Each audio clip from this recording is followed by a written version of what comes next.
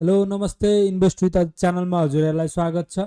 आज चाहिँ हामीले फर्दर भिडियोमा कमर्सियल ब्याङ्कको फर्स्ट क्वार्टरको रिपोर्टको एनालाइज हामीले गरिसकेको छौँ। आज चाहिँ हामीले डेभलपमेन्ट ब्याङ्कको चाहिँ फर्स्ट क्वार्टरको रिपोर्ट अनुसारले फर्स्ट क्वार्टरको डाटाबाट चाहिँ डेभलपमेन्ट ब्याङ्कहरूको पर्फर्मेन्स कस्तो भएको छ भनेर हामीले एनालाइज गर्न गइरहेछौँ। त्यो सँगसँगै हामीले डेभलपमेन्ट ब्याङ्कहरूको चाहिँ कुन कुन सेक्टरमा चाहिँ कमी कमजोरी कुन विधामा चाहिँ कस्तो देखिएको छ, जस्तै एनपिएलमा कस्तो देखिएको छ, प्रोभिजनमा कति पैसा राखेको छ, रिटेन अर्निङमा के छ, त्यसपछि रिजर्भबाट कुन कम्पनी अलि खतरा कम्पनी हो, रिजर्भमा कुन राम्रो छ, नेट प्रफिटमा र नेट इन्कमबाट चाहिँ कसले राम्रो गरिरहेको छ भनेर हामीले एनालाइज गर्नेछौँ।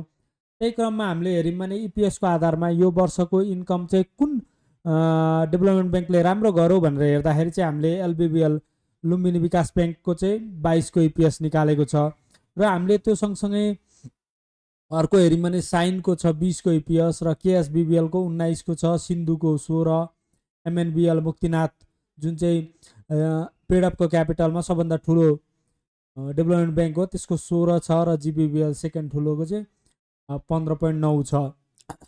यही रेसियोमा हामीले हेऱ्यौँ भने खासमा हामीले फर्स्ट क्वार्टरमा चाहिँ डिपिएसलाई त्यति इम्पोर्टेन्ट दिँदैनौँ, किनभने फर्स्ट क्वार्टरमा हाम्रो डिपिएस चाहिँ डाइल्युट भइसकेको हुँदैन। डाइल्युट मतलब कस्तो हो भने हाम्रो अघिल्लो पालि कमाएकोहरू यो पालि बाँडिसकेको हुँदैनन्। जस्तै हामीले हेऱ्यौँ भने केएसबिबिएलले मात्रै 7% बोनस दिएको छ, त्यही भएर यसको पेडअप अलिकति बढेको छ 7% बोनसले।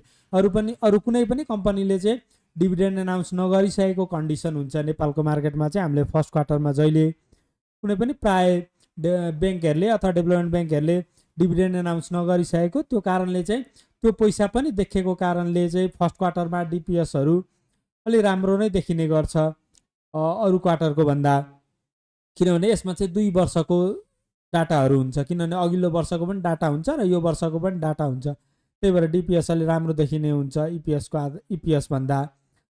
र हामीले इपिएस भनेको चाहिँ एनुअलाइज इपिएस हो। यो वर्ष चाहिँ यो फर्स्ट क्वार्टरमा मात्रै कति कमायो भन्दा चाहिँ 5 रुपियाँ कमाएको हो, तर यसलाई चाहिँ एनुअलाइज इपिएस बनाएपछि चाहिँ रिपोर्टहरूमा चाहिँ के निकाल्ने गर्छ भने ब्याङ्किङहरूले जहिले प्राय इपिएस चाहिँ एनुअलाइज नै निकाल्ने गर्छ। फर्स्ट क्वार्टरसम्म चाहिँ 5 रुपियाँ कमाएको थियो भने अब हाम्रो एक्सपेक्टेड अनुसारले फर्स्ट क्वार्टर इन्टु 4 गरेर चाहिँ यसको 22 निकालेको हुन्छ, तर एक्चुअल यही हुन्छ भन्ने चाहिँ हुँदैन। यसमा चेन्ज पनि हुनसक्छ, तर हामीले रिपोर्टिङ स्ट्यान्डर्ड अनुसारले चाहिँ यही नै मानिरहेछौँ। त्यो सँगसँगै हामीले अर्को इम्पोर्टेन्ट फ्याक्टर भनेको चाहिँ हाम्रो फर्स्ट क्वार्टरमा हेर्नुपर्ने भनेको चाहिँ इन्ट्रेस्ट इन्कम चाहिँ कति कमाएको छ त भनेर हेर्न सकिन्छ। हाम्रो केआरबिएलको चाहिँ रिपोर्ट मैले पाइनँ, त्यही भएर यसको डाटा हामीसँग छैन। त्यो हेऱ्यौँ भने चाहिँ यो क्वार्टरमा यो भनेको चाहिँ प्रिभियस नेट इन्ट्रेस्ट इन्कम हो। इन्ट्रेस्ट इन्कम भनेको चाहिँ इम्पोर्टेन्ट हुन्छ, किनभने ब्याङ्किङको कोर बिजनेस भनेको इन्ट्रेस्ट इन्कम हो। त्यही भएर नेट इन्ट्रेस्ट इन्कम चाहिँ कति कमायो, नेट इन्ट्रेस्ट इन्कम चाहिँ अघिल्लो वर्षभन्दा यो वर्ष वृद्धि छ भने चाहिँ कम्पनीको ग्रोथ भइरहेको छ, इन्ट्रेस्टमा ग्रोथ भइरहेको छ भन्ने बुझिन्छ, कम्पनीको बिजनेस ग्रोथ भइरहेको छ भन्ने बुझिन्छ। त्यो भयो भने चाहिँ इपिएस पनि बढ्छ भनेर हामीले एक्सपेक्ट गर्न सक्छौँ। त्यही कारणले हामीले हेऱ्यौँ भने चाहिँ प्राय सबै अघि हामीले कमर्सियल ब्याङ्कको भिडियोमा चाहिँ के देखेको थियो भने डाटामा चाहिँ प्राय सबैको इन्कम नेट इन्ट्रेस्ट इन्कम चाहिँ अघिल्लो वर्षभन्दा यो वर्ष घटेको देखेको थियो, तर डेभलपमेन्ट ब्याङ्कमा चाहिँ त्यो देखेको छैन। हाम्रो सिआरबिएल अनि एमडिबी सिन्धु र एनएबिबिसीको बाहेक अरू सबैको चाहिँ अघिल्लो वर्षभन्दा नेट इन्ट्रेस्ट इन्कम चाहिँ बढेको देखेको छ। त्यो भने चाहिँ बिजनेस ग्रोथ राम्रै बढिरहेको छ भन्ने बुझिन्छ। त्यसको आधारमा हेर्दाखेरि चाहिँ लगभग सबै ब्याङ्कहरूले चाहिँ धेरै नै बढाएको छ। र इपिएसको आधारमा हामीले हेरिसक्यौँ। त्यो सँगसँगै डिपिएसको आधारमा पनि एकचोटि हेरिदिउँ। डिपिएसको आधारमा चाहिँ कुन ब्याङ्क राम्रो छ भनेर भन्दाखेरि चाहिँ डिपिएसमा चाहिँ एमडिबी देखिएको छ, त्यसपछि गरिमा, त्यसपछि मुक्तिनाथ विकास ब्याङ्क देखिएको छ। यो सँगसँगै हामीले एनपिएल नन पर्फर्मिङ लोन चाहिँ कस्तो छ भनेर हेर्दाखेरि एनएबिसीको चाहिँ एकदम बढेको नन पर्फर्मिङ लोन देखिएको छ। हाम्रो कमर्सियल ब्याङ्क भन्दा डेभलपमेन्ट ब्याङ्कमा चाहिँ कुनै ब्याङ्कहरूको एकदम धेरै नै नन पर्फर्मिङ लोन देखिएको छ, जुनको चाहिँ इन्कम पनि हामीले यहाँ हेर्न सक्छौँ। इन्कम नगरेको जस्तै इपिएसकोमा पनि इन्कमै नेट प्रफिटै नगरेकोहरू पनि छन्। हाम्रो डेभलपमेन्ट ब्याङ्कहरूमा 3-4वटा जतिले डेभलपमेन्ट ब्याङ्कले तिनीहरूकै चाहिँ डिपिएस नन पर्फर्मिङ लोन पनि बढी देखिरहेको छ।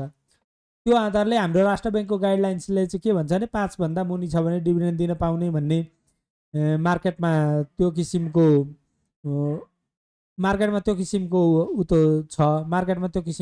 हल्ला। त्यो अनुसारले चाहिँ त्यसको लागि चाहिँ पुष्टिहरू चाहिँ हामीले राष्ट्र बैंकको सर्कुलर अथवा उनीहरूको गाइडलाइन चाहिँ हेर्नुपर्ने हुन्छ। तर पनि यो फर्स्ट क्वार्टरको मात्रै एनपिएलले चाहिँ खासै असर गर्दैन। थर्ड क्वार्टरको एनपिएलसम्म पुग्दाखेरि पनि 5 भन्दा माथि छ भने चाहिँ अलिकति रिक्सी सेक्टरलाई रिक्सी स्क्रिप्ट मान्न सकिन्छ। तर फर्स्ट क्वार्टरकोबाट मात्रै हामीले पुरै डाटा चाहिँ पाउँदैनौँ।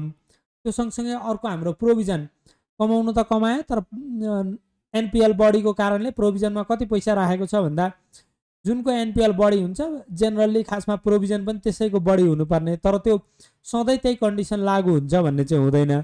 कुनै ब्याङ्कहरूले चाहिँ अर्को डिफ्रेन्ट फ्याक्टरबाट पनि प्रोभिजनमा धेरै पैसा राख्ने गर्छ। कुनैले चाहिँ जस्तै आफ्नै लोनको स्ट्रक्चर, कुन लोन चाहिँ अलि ब्याड डेटवाला लोन छ त्यस्तो खालके लोन, अलि ब्याड डेट हुन आँटेको लोनहरूलाई चाहिँ धेरै प्रोभिजनिङ गर्नुपर्ने हुन्छ। त्यो चाहिँ ब्याङ्किङ इन्टरनल प्रोसेस हो, त्यसको बारेमा हामीलाई त्यति डिटेल जानकारी हुँदैन। तर हामीले समग्रमा हेर्दाखेरि चाहिँ प्रोभिजनमा पनि राम्रै पैसा डेभलपमेन्ट ब्याङ्कहरूले पनि राखेको छन् भन्ने हामीले बुझ्न सक्छौँ। जस्तै इडिबिएलको 14 छ, यो पेडअपको रेसियो है। मैले पेडअपसँग चाहिँ हामीले यसलाई चाहिँ के बुझ्न सकिन्छ भने 14 रुपियाँ यसले सबै यो पैसा उठायो भने चाहिँ 14 रुपियाँले इपिएस बढ्छ भन्ने हामीले बुझ्न सक्छौँ, एजम्सन गर्न सक्छौँ। यो भनेको चाहिँ राइट ब्याक गरेको हो। जस्तै यसले चाहिँ 7 रुपियाँ इपिएसमा चाहिँ इपिएसको पैसा चाहिँ राइट ब्याक गर्यो। अघिल्लोमा प्रोभिजन धेरै गरेको थियो, योपालि प्रोभिजन घटायो, प्रोभिजनबाट राइट ब्याक भयो भनेपछि पैसा उठ्यो भन्ने बुझिन्छ। त्यो अनुसारले रिजर्भको आधारमा सबभन्दा राम्रो ब्याङ्क कुन छ भन्दाखेरि चाहिँ लुम्बिनी विकास ब्याङ्क छ, त्यसपछि इडिबिएल छ, अनि एनएबिबिसी भन्ने छ। सबभन्दा कम चाहिँ ग्रिन डेभलपमेन्ट ब्याङ्क भन्ने छ। त्यस्तै रिटेन अर्निङको त मैले डिस्ट्रिब्युबल इपिएस रिटेन अर्निङ एउटै हो, खासमा त्यसैको आधारमा हेर्ने हो। सबैभन्दा नराम्रो चाहिँ एनएबिबिसी नै छ। रिटर्न उसले चाहिँ 153ले इपिएस उसको कमजोर छ। एमडिबीको चाहिँ 13 हामीले जुन यहाँ डिपिएस हेर्न सक्नुहुन्छ हजुरहरूले, यहाँ डिपिएसको आधारमा सबैभन्दा ठुलो जुन थियो रिटेन अर्निङको आधारमा पनि त्यही नै छ भनेर बुझिन्छ। समग्रमा डेभलपमेन्ट ब्याङ्कहरूको चाहिँ बिजनेस ग्रोथ भइरहेको भनेर हामीले बुझ्न सक्छौँ। त्यो सँगसँगै डेभलपमेन्ट ब्याङ्कहरूको चाहिँ बिजनेस राम्रो भएको छ र इपिएस पनि अघिल्लो हामीले हेऱ्यौँ भने अघिल्लो पालिको इपिएस अघिल्लो वर्षको इपिएस भन्दा सप्तकोशी बाहेककोमा अरू हेऱ्यौँ भने अघिल्लो पालिको इपिएस भन्दा यो पालिको इपिएसहरू चाहिँ प्रोग्रेस अलिकति बढेको भनेर हामीले एजुम्सन गर्न सक्छौँ। त्यसको लागि चाहिँ सर्कुलर राष्ट्र ब्याङ्कको सर्कुलर पनि एउटा मेजर फ्याक्टर हुनसक्छ यो इपिएस ग्रोथको लागि, किनभने उसले हाम्रो यो प्रोभिजनिङमा अलिकति टाइट गरेको थियो, त्यसलाई चाहिँ लुज गर्दै आएको छ। त्यो कारणले पनि यसको इपिएसहरू ग्रोथ भएको हुनसक्छ। त्यो सँगसँगै डेभलपमेन्ट ब्याङ्कहरूले चाहिँ बिजनेस पनि ग्रोथ गरिरहेको भनेर हामीले यहाँ नेट इन्ट्रेस्ट इन्कमबाट पनि देख्न सक्छौँ। हस्, डेभलपमेन्ट ब्याङ्कको रिपोर्टको एनालाइस लिएर हामी यति नै छौँ। आज यति नै राख्छौँ डेभलपमेन्ट ब्याङ्कको एनालाइस रिपोर्ट। हजुरहरूलाई यो रिपोर्टको बारेमा केही जानकारी चाहिएको छ भने मेरो कमेन्ट बक्समा कमेन्ट पनि गर्न सक्नुहुन्छ। त्यो सँगसँगै investwithajit@gmail.com मा जिमेल पनि गर्न सक्नुहुन्छ। म यो भिडियो युट्युब भिडियोको लिङ्कमा यो रिपोर्टको हाम्रो यो एक्सेल फाइललाई चाहिँ तल डिस्क्रिप्सनमा राखिदिएको हुन्छु। हजुरहरूले त्यहाँ गएर यसलाई एक्सट्र्याक्ट गरेर हेर्न पनि सक्नुहुन्छ। त्यस पछाडि नबुझेको क्वेसनहरू कमेन्टमा कमेन्ट गर्न सक्नुहुन्छ। Thank you.